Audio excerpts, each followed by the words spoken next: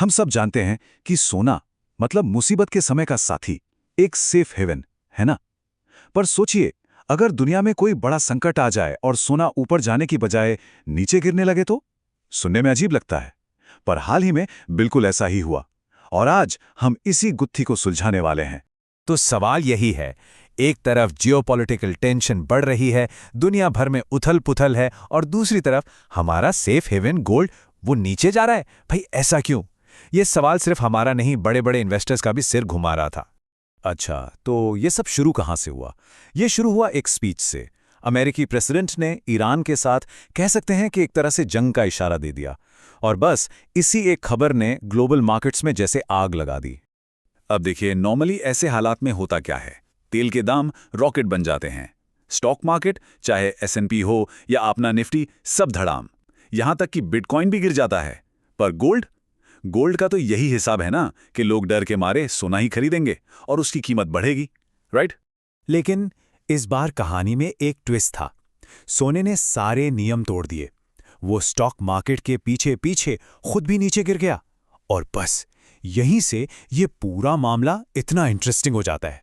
तो फिर सवाल उठता है कि असली विलेन कौन था? सोने के गिरने की सबसे बड़ी वजह वो था ऑलमाइटी डॉलर।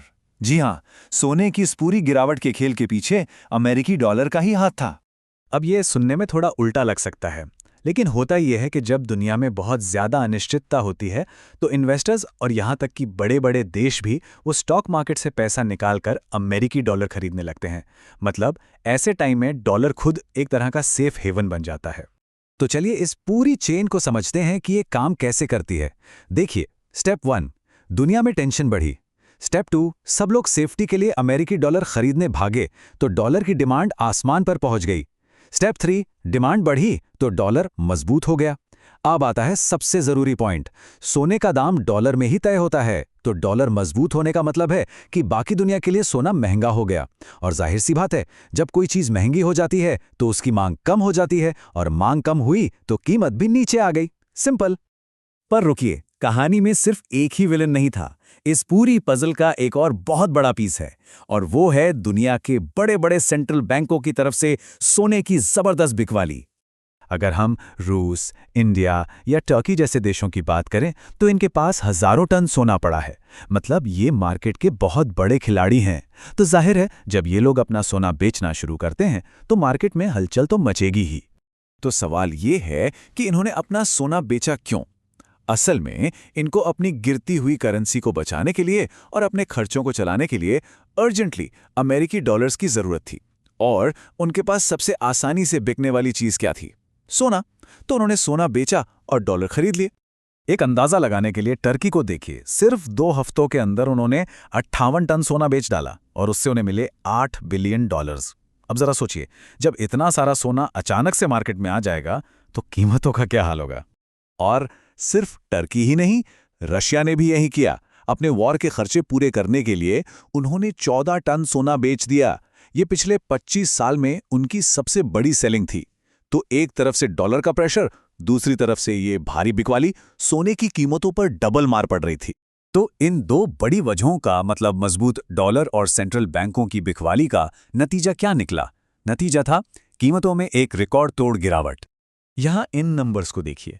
फरवरी के आखिर में सोना करीब करीब $5300 प्रति औंस पर था, और बस एक महीने के अंदर अप्रैल की शुरुआत तक ये लुढ़क कर $4600 से भी नीचे आ गया। और ये कोई मामूली गिरावट नहीं थी, ये पिछले 17 सालों में सोने में आई सबसे बड़ी मंथली गिरावट थी। इससे पहले ऐसा ड्रॉप 2008 के फाइनेंशियल क्राइसिस के टाइम पर देखा गया था। तो ठीक है, अब हमें ये तो समझ आ गया कि सोना गिरा क्यों, पर सबसे बड़ा सवाल अब आता है, एक इन्वेस्टर को अब क्या करना चाहिए? और यहीं पर मार्केट में 2 अलग-अलग राय देखने को मिल रही है। एक तरफ वो लोग हैं जो कहते हैं कि ये गिरावट तो खरीदने का एक गोल्डन मौका है, खासकर लॉन्ग टर्म के लिए। वहीं दूसरी तरफ के लोग कह रहे हैं कि भाई जरा संभल कर, मार्केट अभी भी बहुत वॉलेटाइल है और गिरावट आ सकती है। और जो लोग इसे एक मौके की तरह देख रहे हैं, उनके सपोर्ट में बड़े नाम भी हैं, जैसे कि गोल्डमैन सैक्स। उनका मानना है कि साल के आखिर तक सोना वापस $5400 के लेवल तक पहुंच सकता है। वैसे इन सब के बीच कुछ लोग सोना फिजिकली खरीदने के बजाय एक दूसरे रास्ते पर भी चल रहे हैं, और वो रास्ता है गोल्ड ETFs का, यानी एक्सचेंज ट्रेडेड फंड्स। अब ये ETFs हैं क्या?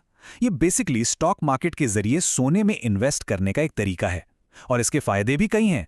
एक तो ये रेगुलेटेड है, मतलब प्राइस में पूरी ट्रांसपेरेंसी रहती है।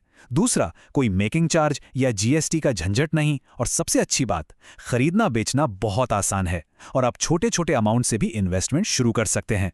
तो इस पूरी बातचीत से हमें क्या सीखना चाहिए? देखिए, सबसे जरूरी बात यह है कि सिर्फ कीमतों के ऊपर नीचे होने पर रिएक्ट करने से बेहतर है कि हम उसके पीछे का क्यों समझें। मार्केट को चलाने वाली ताकतें कौन सी हैं, ये जानना और अपने रिस्क को समझना, यही एक स्मार्ट इन्वेस्टर की पहचान है।